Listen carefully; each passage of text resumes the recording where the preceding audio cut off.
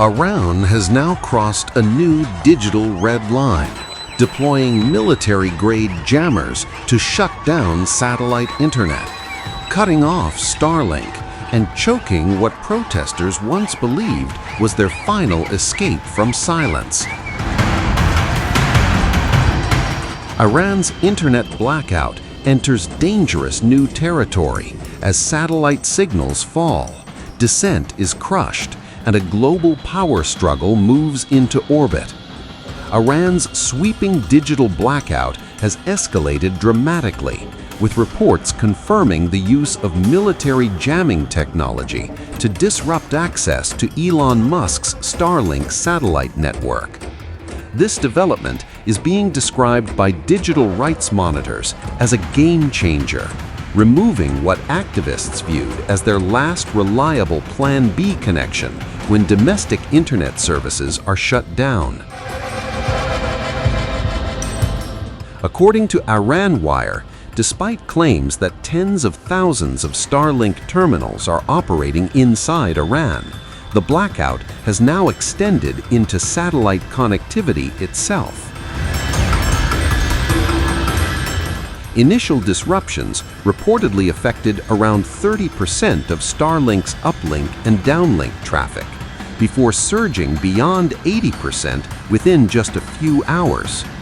The Times of Israel reports that Starlink receiver deployment inside Iran is now far greater than during previous nationwide blackouts. This is happening despite the Iranian government never authorizing Starlink to operate, making the possession and use of the service illegal under Iranian law. Starlink receivers rely on GPS signals to locate satellites, and Iran has increasingly targeted those signals since its 12-day conflict with Israel last June. By disrupting GPS, authorities are able to localize shutdowns, creating a patchwork of connectivity where some districts experience total satellite blackout, while others retain limited access. This has led to near-total communications silence in several high-profile urban areas, according to monitoring groups tracking real-time data loss. Amir Rashidi of the Mian Group says he has studied internet access and censorship for more than 2 decades, yet has never witnessed anything comparable. Monitoring of Starlink data packets confirms a sudden collapse in satellite traffic, reinforcing reports from inside Iran that even space-based connections are being aggressively targeted.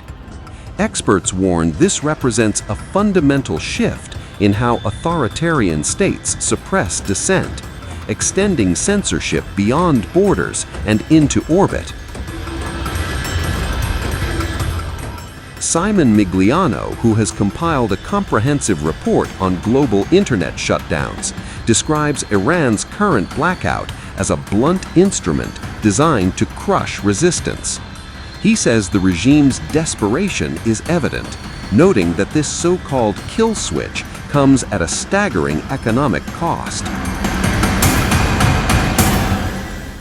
According to Migliano's analysis, Iran loses an estimated $1.56 million every hour the internet remains offline. Overnight, NetBlocks confirmed Iran's blackout has now exceeded 60 hours, with national connectivity stuck at just 1% of normal levels. The crisis has now drawn attention from Washington. U.S. President Donald Trump says he will speak directly to Elon Musk about sending Starlink connectivity to protesters inside Iran. Speaking to reporters, Trump said restoring internet access may be possible, adding that Musk is uniquely capable of making it happen. Trump said he would call Musk immediately after the press interaction, signaling potential U.S. involvement in bypassing Iran's digital blockade. Are you going to send Starlink to Iran, sir, to help the people in the ground with the internet blackout for more than 72 hours? we're talking about that. We may get the internet going, if that's Are possible. you talking to Musk We about may it? speak to Elon, because as you know, he's very good at that kind of thing. He's got a very good company. So we may speak to Elon Musk. And in fact, I'm going to call him as soon as I'm finished with you. Just quickly, Iran said that they would consider military and commercial bases as legitimate targets if you struck. Are you concerned about? If they do that, we'll consider things targets that they wouldn't believe. If they do that, we will hit them at levels that they've never been hit before.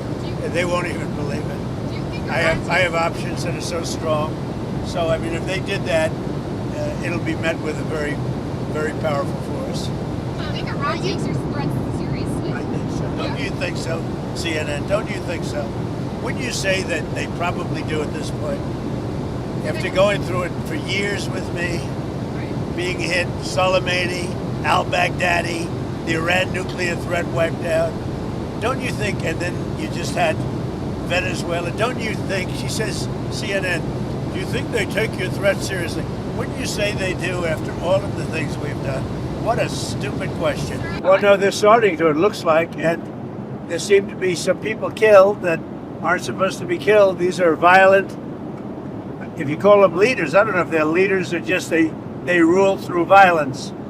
But we're looking at it very seriously. The military is looking at it, and we're looking at some very strong options. We'll make a determination. Well, if they do that, we'll consider things targets that they wouldn't believe.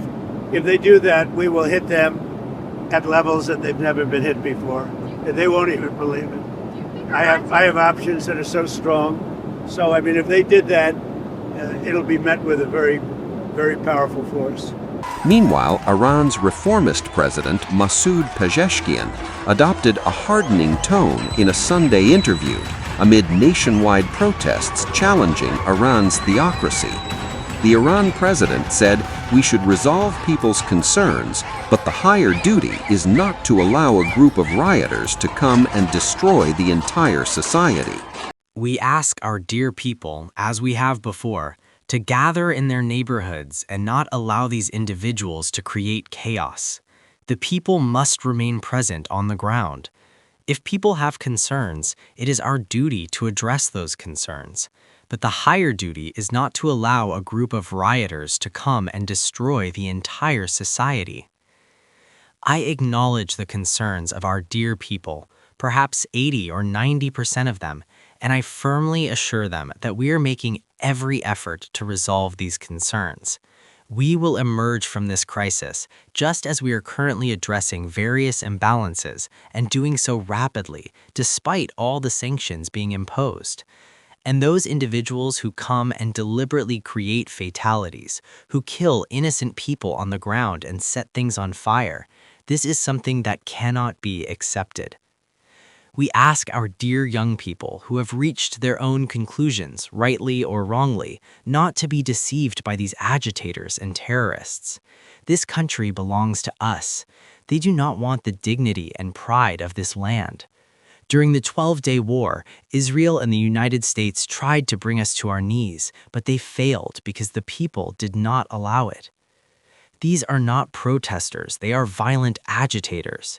We accept protesters and we acknowledge their concerns. We are making every possible effort to address those concerns. We ask our dear people to stand firmly against those who are violent agitators and who are damaging public property. What wrongdoing has a shop owner committed that his shop should be set on fire? We will also look into their problems and provide assistance. Protest is the right of the people, and we are obliged to respond to their protests. But unrest and attacks on public places, setting fire to mosques, burning the Book of God, this is clearly a plan by the United States and Israel. The people can see it. This is Israel speaking of humanity, while at the same time inflicting such suffering on human beings.